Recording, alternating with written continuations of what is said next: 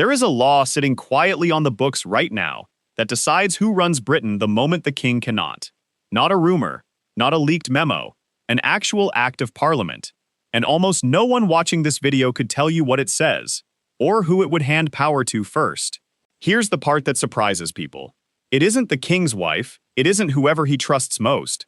It's written down, in advance, with no room for personal choice. And the person first in line might not be who you'd guess. This is the Regency Act of 1937, and it exists because Britain already lived through the nightmare version of this problem once. A king losing his mind in full public view, with no legal plan in place to catch the fall. Parliament swore it would never let that happen again, so they built a machine. A precise, almost cold set of rules for exactly this moment. What happens when the sovereign can't perform the job the country needs done? Let's start with the two tools the law actually created, because people constantly confuse them, and the difference matters enormously. Tool 1. Counselors of State. This is the shock absorber, built for short-term problems. The king is abroad, or sick for a few weeks, or simply overloaded. Two or more counselors step in temporarily to sign routine paperwork, greet ambassadors, attend Privy Council business. It's delegation, not replacement. The king is still king. He's just borrowing hands. Tool 2. A full regency. This is the nuclear option, reserved for a monarch who is either under 18 or permanently incapacitated by what the law bluntly calls infirmity of mind or body. A regency doesn't lend out royal duties. It transfers them.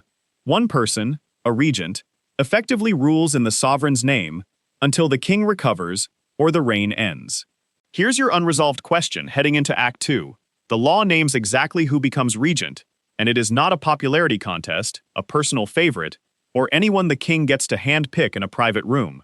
It's a bloodline formula, fixed in advance, and the answer might upend what you assumed about who actually holds the emergency keys to the British monarchy.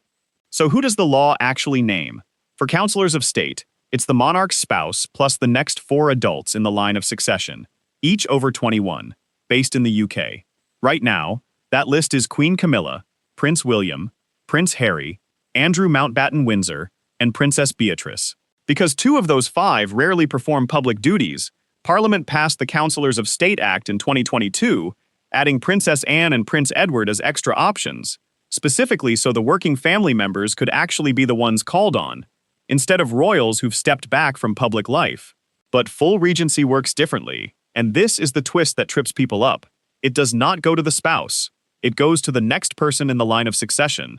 If Charles were ever declared permanently incapacitated, the law points straight at William, not Camilla, not anyone the king prefers. A queen consort has no automatic claim to the regency itself. That single detail quietly eliminates the entire premise of a spouse being passed over in favor of someone else. The rulebook never gave her that seat to begin with. Now here's where this stops being dry legal trivia and becomes a story about real institutional fear. Britain has done this before, and it went badly enough to explain why the current law is written so rigidly. King George III begins suffering what doctors at the time couldn't explain. Episodes now widely believed, linked to a blood disorder called porphyria, though historians still debate the full picture. He is, by contemporary accounts, incoherent for extended periods. Parliament is thrown into full crisis. There is no standing law for this. Politicians spend months fighting over a regency bill, while the country effectively has no functioning head of state. It becomes one of the great constitutional near-catastrophes in British history. And it happens again, more severely, in 1810, finally producing an actual regency under his son, the future George IV, who ruled as Prince Regent for 9 years. Fast forward 2 centuries, and the pattern nearly repeats, not with madness, but with a treatment. In February 2024, Buckingham Palace confirmed Charles was undergoing treatment for cancer. No regency was triggered. The king continued performing scaled-back duties, with councillors of state covering select engagements. But it reopened a question the palace hadn't had to answer in decades. At what point does unwell cross into the legal territory of incapacitated, and who decides the difference? That question isn't rhetorical.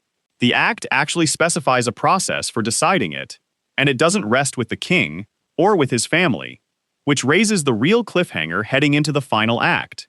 If a king ever refused to admit he could no longer function, who in Britain actually has the legal authority to overrule him? The answer is deliberately not, whoever the palace prefers. Under the 1937 Act, a declaration of the sovereign's incapacity requires certification, historically involving figures such as the sovereign's spouse, the Lord Chancellor, the Speaker of the House of Commons, and senior judicial figures, acting together rather than any single person unilaterally. The point of stacking that many independent offices into the decision is blunt.